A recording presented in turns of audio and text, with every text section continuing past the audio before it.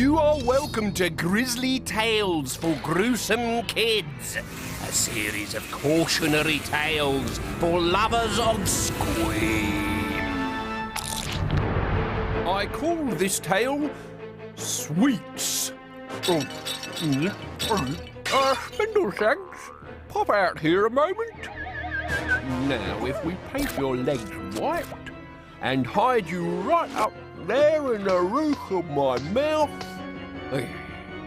a new set of teeth. Perfect.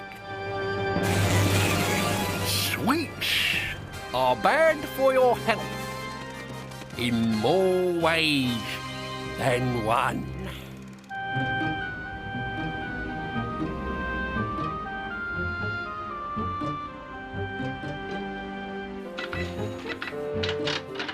Go into any shop and you'll see them.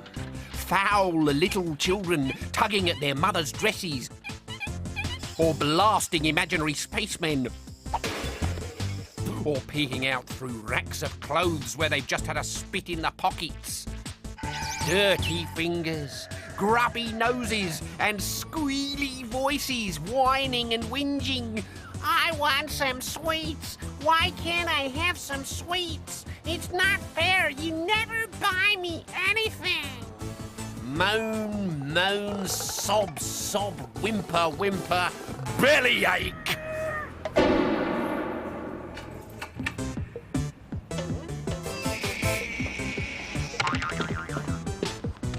Thomas Ratchet was a foul little child.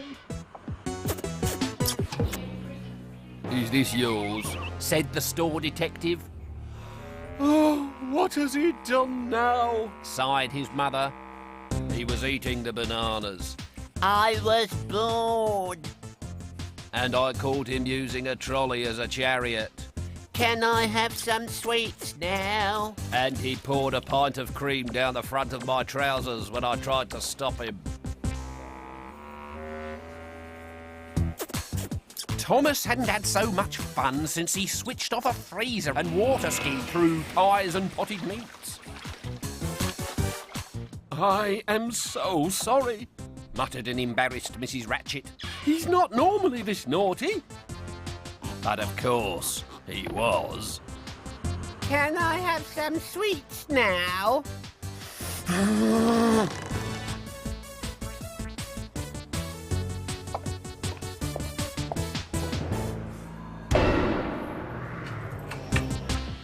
They went to the chemist to buy nappies for Emily. "Stay when I can see you and don't touch a thing." Fat chance. Thomas shaved a small dog with toothpaste, stuck plasters on a stranger's baby, and used a bottle of suntan lotion to write his name on the floor. "And don't come back!" shouted the manageress. Can I have some sweets now? No! In the newsagents, he quality tested a shelf of chocolates. In the butcher's, he juggled with a dozen fresh eggs. In the baker's, he glued up a charity box. And in the bank, he tripped up an old man by lassoing him with pens. "Walk properly," his mother sighed as they started for home. "And do try to keep up." "I can't. I need some sweets. You never buy me any sweets." "If you behave yourself, I might." "I want sweets. You're horrible. I never want to see you again." And with that, he took to his heels and ran off round the corner.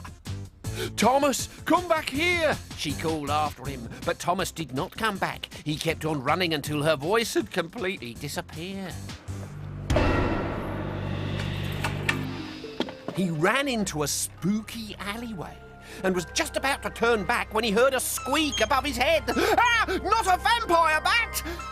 No. Sweets. Bang 3 times on door and wait. Thomas didn't need to be told twice.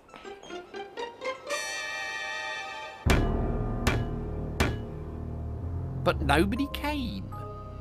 So he banged again. He was making enough noise to wake the dead when he heard footsteps on the other side of the door. A bunch of keys jangled, a bolt was pulled back, and the door edged open. The sign says bang 3 times.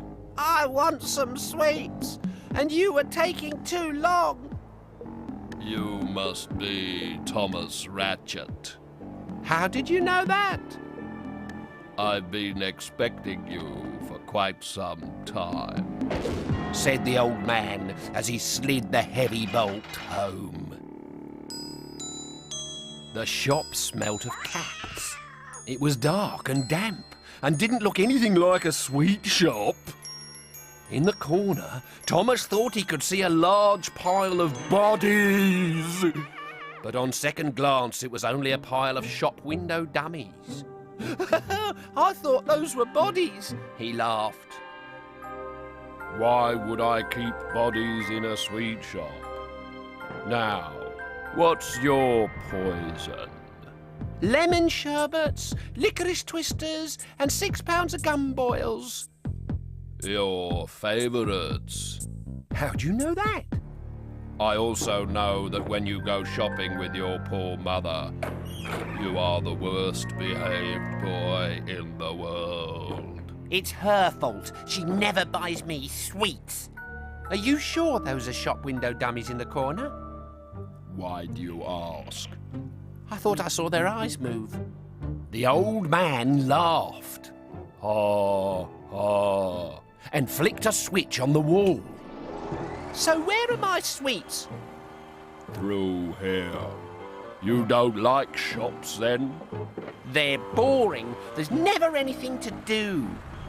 Pity. Still, I expect you'll get used to them. Thomas was about to ask what he meant by that last remark when suddenly the old man scooped him up in his net and dropped him into a giant mixing bowl of papier-mâché.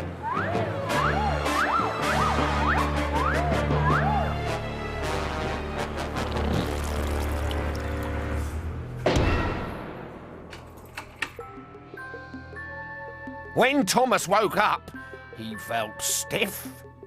This old man's a fraud, He thought to himself. He hasn't got any sweets. I'm getting out of here right now. But he couldn't move his legs, his arms, his head, his feet, or his hands. He could wiggle his eyes, though. The old man had encased him in a papier-mâché tomb.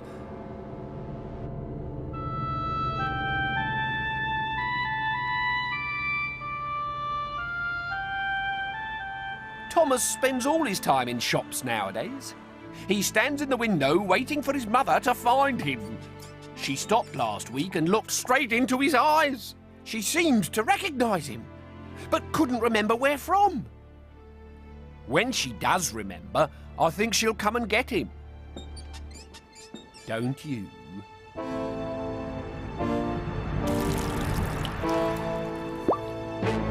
I doubt it. Hang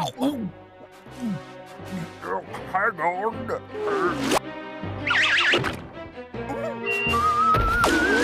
Whoops! Nearly swallowed my own teeth there.